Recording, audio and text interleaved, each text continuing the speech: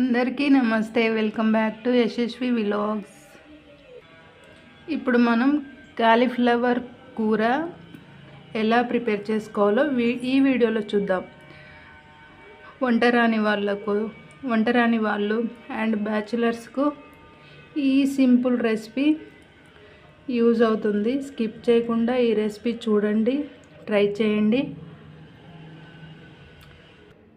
తప్పకుండా ఈ రెసిపీని మిస్ అవ్వకండి. ఇప్పుడు మనం రెసిపీ తయారీ విధానం చూద్దాం. ఫస్ట్ మీరు కాలీఫ్లవర్ని ఈ విధంగా మీడియం సైజులో ముక్కలుగా కట్ చేసుకొని బౌల్లోకి వేసుకోండి. ఇలా కట్ చేసిన కాలీఫ్లవర్ ముక్కలను వేరొక బౌల్లోకి వేసుకోండి. నెక్స్ట్ ఇందులో ఒక చెంచా ఉప్పు వేసుకోండి. అండ్ నిండుగా వాటర్ వేసుకొని ఒక 2 నిమిషాలు 1 లేదా 2 నిమిషాలు పక్కన పెట్టుకోండి. అండ్ అలాగే ఒక టీ గ్లాస్ సగం శనగపప్పు తీసుకొని వాటర్తో క్లీన్ చేసుకొని మళ్ళీ నిండుగా వాటర్ వేసుకొని ఇలా నానబెట్టుకోండి.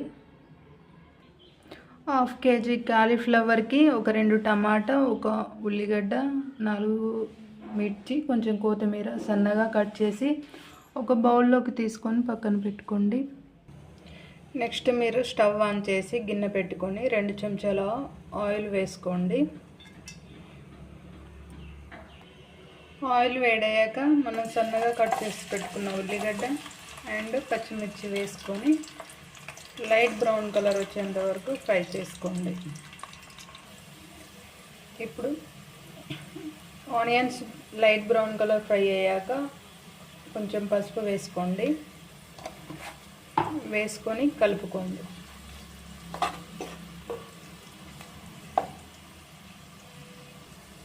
మనకు ఆయిల్లో పసుపు ఫ్రై అయ్యాక మనం వాటర్లో వేసి పెట్టుకున్న కాలీఫ్లవర్ ముక్కలు వేసుకుందాం.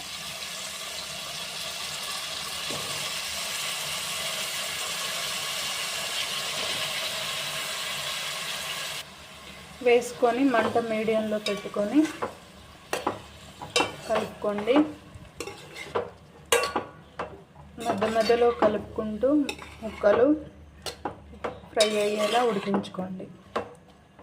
సో ఇప్పుడు మనం మూత పెట్టి మంట మీడియంలో పెట్టుకొని ఒక 2 నిమిషాలు ఉడికించుకోండి. 2 మినిట్స్ తర్వాత మూత తీసి చూసుకోండి. మళ్ళీ ఒకసారి ఇలా కలుపుకొని మళ్ళీ మూత వేసుకొని ముక్కలు ఉడికేంత వరకు మధ్యలో కలుపుకుంటూ ఉడికించుకోండి.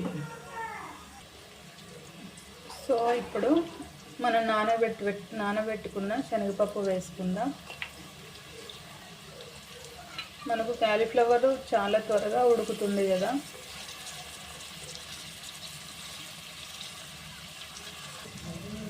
శనగపప్పు వేసుకున్న తర్వాత కలుపుకొని ఒక 1 మినిట్ ఆయిల్లో ఫ్రై చేసుకోండి.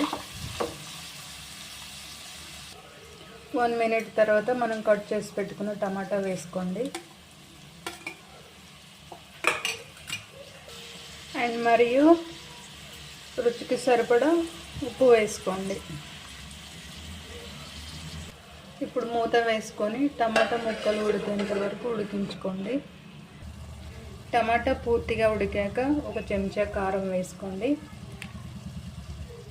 మరియు మనం సన్నగా కట్ చేసి పెట్టుకున్న కొత్తిమీర వేసుకొని కలుపుకొని మంట మీడియంలో పెట్టుకొని ఒక 2 నిమిషాలు ఉడికించుకొని స్టవ్ ఆఫ్ చేసుకోండి. Cauliflower curry recipe ready. ఈ రెసిపీ మీరు ట్రై చేయండి. టేస్ట్ ఎలా ఉందో కామెంట్ చేయండి అండ్ లైక్ అండ్ షేర్ చేయండి. మన ఛానల్ను సబ్స్క్రైబ్ చేసుకోండి.